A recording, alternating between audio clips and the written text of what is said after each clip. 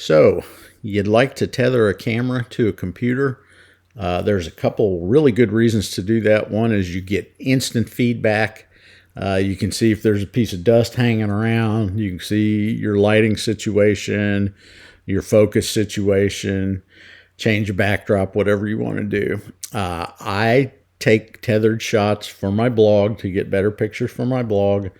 And I also take tethered shots to sell items on Facebook Marketplace or eBay.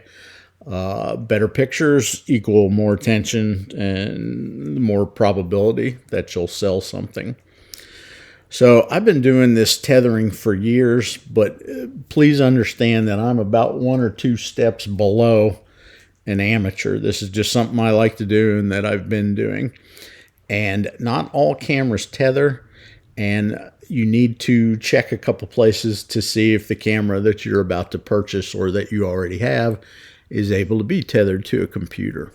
One of my favorite websites of all time is tethertools.com. You go search by camera and then you select your camera model and how it connects to a computer. And then they tell you what cables you need that they'll sell you, and then hey, it works with Adobe Lightroom Classic, which is a subscription-based piece of software, which I don't do. And this program right here, DSLR Remote Pro, you can still get it. It's kind of pricey. Canon EOS Utilities free. Capture One Pro is a workflow program. It also costs a lot of money, but anyway, you go through here. Darktable is free. It's open source. I used it on Linux. Entangle is the same way. And Smart Shooter 5 is what Tether Tools sells. So my Canon, is it a D40 or 40D? 40D. My Canon 40D has quite a few software solutions. And going forward, I can be pretty well reassured that this is going to work for a while or a number of years. So now let's take a look at the Nikon D40. Same thing.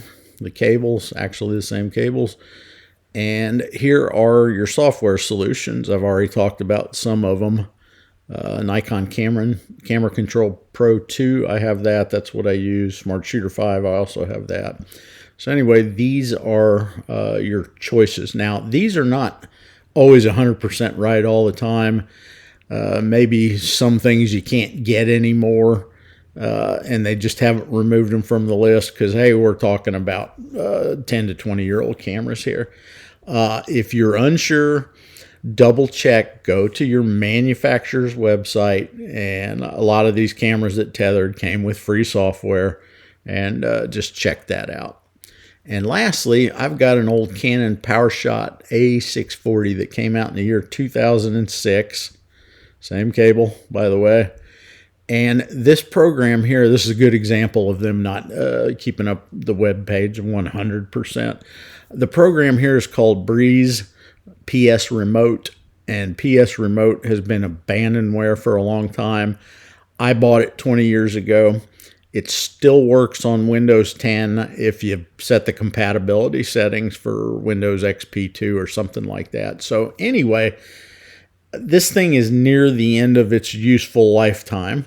Once they quit supporting Windows 10, that'll be about it. Although this A640 still works on Darktable and Entangle, so you could set up a Linux computer to do that. Now, I do most of my shooting with this cheap A640, even though I have brand new mirrorless cameras that are just a few years old. I just got a Sony ZV-E10, which is not that old. It tethers, but I still use this old A640 because it's small, it's cheap, and the software, I haven't had to buy a hunk of software for 20 years for it. So go here, go to the Canon website or the Nikon website or whatever, do your research, and have fun doing your tethering. You'll get much better results than if you just pick up a camera and just point it at something. So thanks for listening.